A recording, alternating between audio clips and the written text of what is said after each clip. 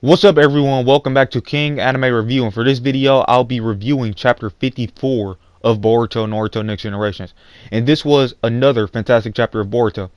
And before I, go chronologically and give my thoughts on what happened, I do want to quickly point out something that I think will be critiqued, because this was something that I think a lot of people will be confused about, and if they're confused about it, they'll most likely criticize it. But let me explain why this makes sense. And what I'm about to explain is the whole thing regarding Momoshiki not being able to absorb chakra while he's basically in control of Boruto, him not being able to absorb chakra. Now, in the Boro fight, he absorbed chakra from Naruto to fight Boro. So a lot of people will probably ask, why can't he absorb chakra now?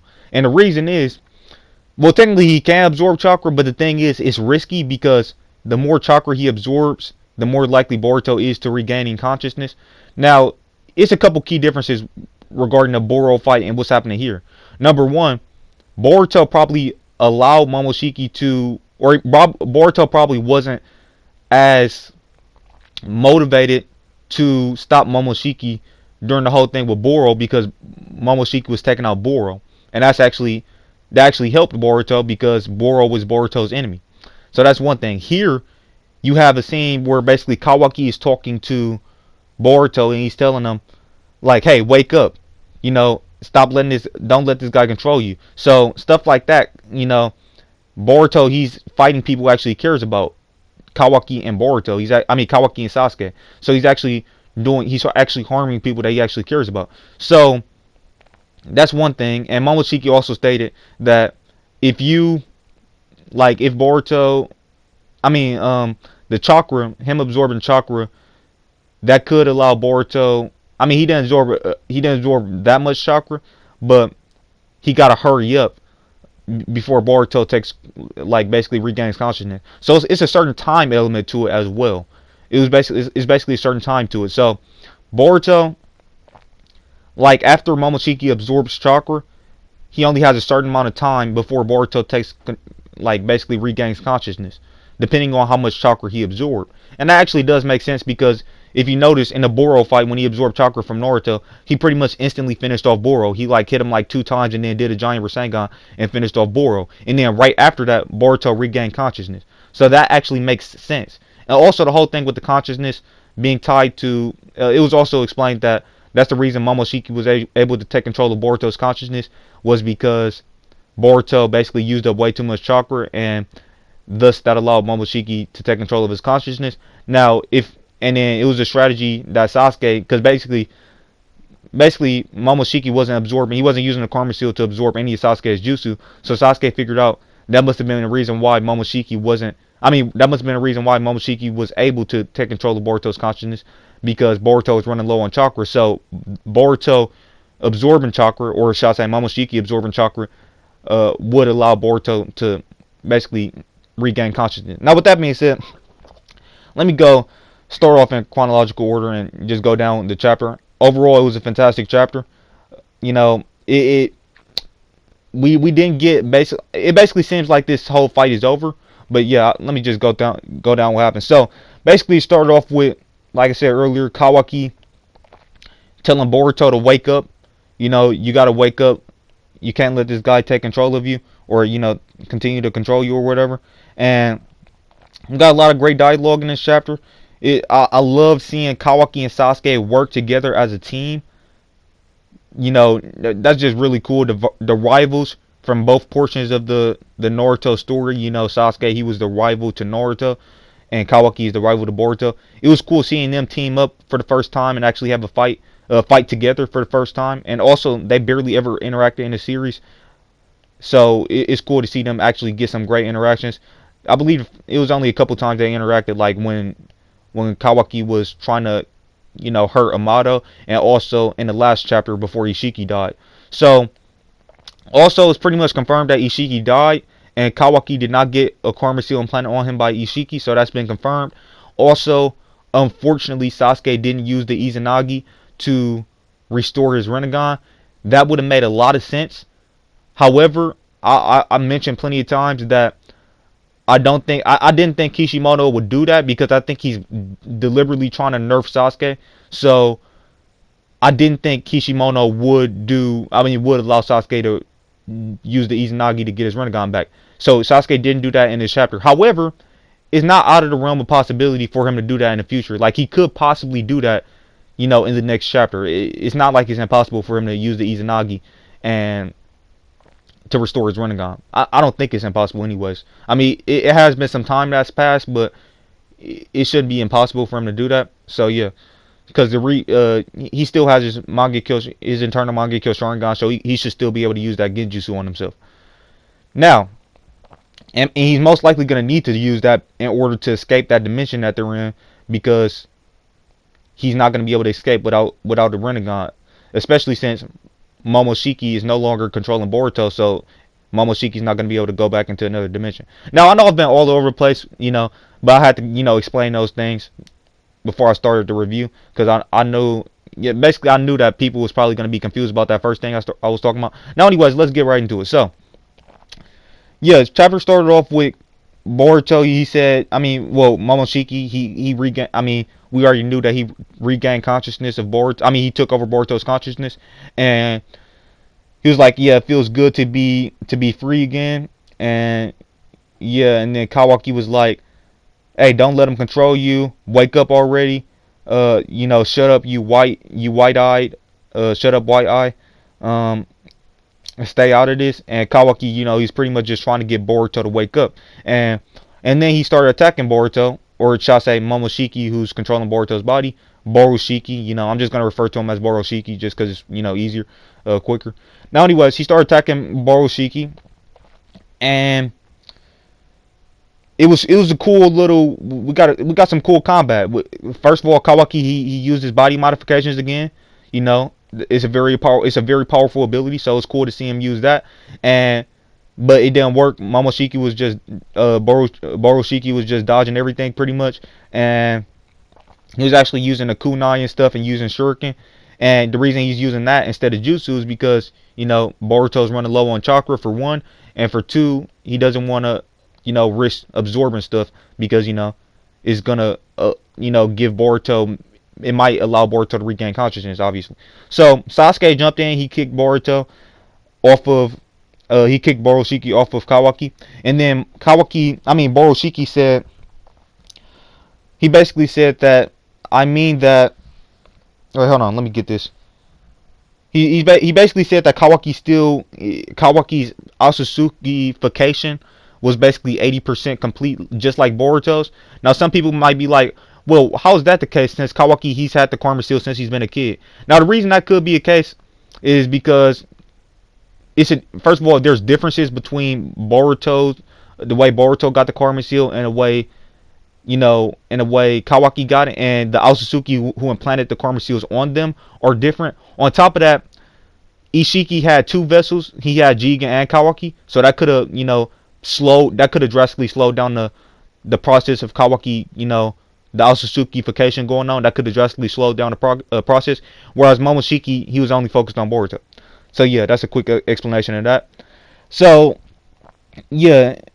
Also, Borushiki basically said the Otsutsuki data that was extracted still remains in your body. Just as with Boruto, the process was at about 80% complete in you. So basically, Kawaki, he doesn't have the Karma Seal anymore, but he still does have Otsutsuki data inside of him. Meaning we can basically assume that he basically has Otsutsuki chakra inside of him, lying dormant inside of him, but he doesn't have the Karma Seal. But that data, that the progress that Ishiki made is still there in terms of like his Otsutsukification, even though Kawaki doesn't have the Karma Seal. So Momoshiki said that he's going to basically use Kawaki as a sacrifice to basically create another divine tree. He said the divine tree is going to be most likely weaker.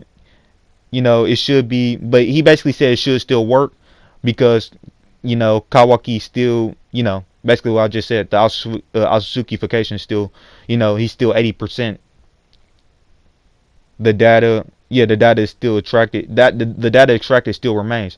So Momoshiki is now seeking to do the same thing that Ishiki was trying to do, which is feed Kawaki. Well, basically Ishiki wanted to feed Boruto to the divine tree, and in order to get in order to basically grow a fruit and consume a fruit. But now Momoshiki is basically doing the same thing, except he's going to try to feed Kawaki to the divine tree. That was basically his plan, his goal. And Kawaki was like, it's really pissing me off. All the, you people treating us like objects is really starting to make me mad. And yeah, then we seen Naruto. It looked like Naruto started to lose consciousness himself. We didn't find out what happened with the whole thing with the Biryan mode, if that's actually going to cost him his life or not, or if the Nine Tails is the one who died from that. We didn't find that out in this chapter, but we did see Naruto lose consciousness and basically go to sleep. And so yeah, we got some more hand-to-hand combat, some more fighting between should I say Boroshiki and Kawaki. It was cool to see that. And then Sasuke came in and he started fighting a little bit, and he noticed that Boroshiki wasn't using the Karma Seal to absorb chakra like he should have been able to. So we got to see some cool stuff like Sasuke using Matarasu. Like we seen a lot of the flashbacks from stuff that happened earlier on in the series as well. Like when Sasuke said, "Don't worry, I'll stop you with all my power, even if I have to kill you." We seen that get brought back up because Momoshiki was asking Sasuke. Momoshiki was asking Sasuke like, "Are you really willing to kill your favorite student?" And Sasuke said yes, because I'm his teacher, and basically he doesn't want to see Boruto get taken control of by Momoshiki, and he doesn't want Momoshiki to take control of Boruto's body. He already promised Boruto that he would kill him if he had to, but he did say he wanted to save Boruto, and later on in the chapter. So yeah, that was some cool stuff we seen with that. Also, keep in mind for anybody who, oh yeah, let me address this, cause I seen some people like last month talking about how it didn't make sense that Sasuke got stabbed with the Rinnegan. How he got his Rinnegan stabbed out. Sasuke wasn't looking in Momoshiki's direction. Should I say Boroshiki came from behind. It's not like, because I went back and looked at the chapter, and you can actually see the speed marks, and Boroshiki actually came from behind. Sasuke wasn't even looking at Boruto, and he didn't know, he thought Boruto was still unconscious. Because he got hurt pretty bad, and he lost consciousness. He thought Boruto was still unconscious. He didn't see Boroshiki come up from behind. And also keep in mind, Sasuke, he has been using up a lot of chakra in his battle against Ishiki, so he's running super low on chakra. Sasuke is not nowhere near 100%. So anybody who's wondering why isn't Sasuke able to one-shot Boroshiki, he's not at 100%. Okay, he just lost his Rinnegan. He's been in the long, extremely drawn-out fight against Ishiki, so he's not at 100%. And also he noted that, Boruto's Karma Seal, Boruto, he was basically completely healed. His wrist was healed, and all of his other injuries basically was healed. So Sasuke, he basically told his plan to Kawaki how he was noticing that Boroshiki was not absorbing jutsu, and yeah, he told that to Kawaki, and Kawaki was like, basically the plan was Sasuke wanted to make Boroshiki absorb enough chakra to allow Boruto to regain consciousness. And this is genius the way it played out. And once again, just like in the last chapter, Kawaki, this guy is extremely smart, because the way he made Momoshiki absorb chakra, he essentially made Momoshiki absorb chakra because Momoshiki actually needed Kawaki in order to achieve his goals. He actually needed Kawaki to achieve his goals. So Momoshiki wanted to send Kawaki to another dimension and eventually allow the Ten Tails to eat him. That's what Momoshiki wanted to do. So Kawaki basically exploited that, and he basically put his own self in danger, and basically he used some fire style jutsu, but it looked like he was burning his entire body. So it looked like he inflicted a jutsu upon himself that looked like it could potentially hurt him or kill himself. And Momoshiki didn't want Kawaki to kill himself, obviously, because he wants Kawaki he wants to feed Kawaki to the Ten Tails. So it made like this. Kawaki is extremely smart. Once again, just like in the last chapter, he pulled off a fantastic strategy, and yeah, he basically completely burnt him. He was trying to burn himself alive, it would have looked like, and Boroshiki was like, yeah, I can't allow you to do that. So he started to absorb all of the flames, and what he said was, it wasn't it wasn't a lot of chakra, but I've gone. I mean, I've got to hurry before Boruto wakes up. So this also that's a time thing. Just like in the Boro fight, he absorbed a little bit of chakra. Boroshiki absorbed a little bit of chakra from Naruto, and then he finished off Boro with like a couple of hits, and then right after Boruto regained consciousness. Here in this circumstance, though, in this instance, is more urgent for Boruto to regain consciousness. The reason why Boruto is more trying to regain consciousness a lot more now than in the Boro fight is obviously because when Boroshiki was fighting Boro, Boro is Boroshiki's enemy. But Boroshiki right now was fighting Kawaki and Sasuke. Those are two people that Boruto care a lot about. And it's also a time thing. So it also makes sense. You can't use the Boro fight to critique this because in the Boro fight, Boroshiki, he was only around for a little bit of time. He absorbed some chakra from Naruto, and then he finished off Boro. And yeah, right after it was a very quick amount of time. He only hit Boro like maybe 2 or 3 times, and then he hit him with a Rasengan. And then right after that, Boruto regained consciousness. In this instance, you had basically Kawaki yelling at Boruto to wake up and stuff like that. And then once Boroshiki absorbed a lot of chakra, Kawaki was able to Boruto was able to regain consciousness, and he actually ripped that horn off his head, off the top of his head. So he's like, "That's enough, Momoshiki. Uh, yeah, that's enough, Momoshiki. Go back to your hiding place." And he ripped that horn off his head. And then at the end, he laid down alongside Kawaki. And he said, "Sorry to be trouble. Sorry to be trouble." And Kawaki said, "Back at you, stupid bro." And the title of this chapter was actually titled Bro.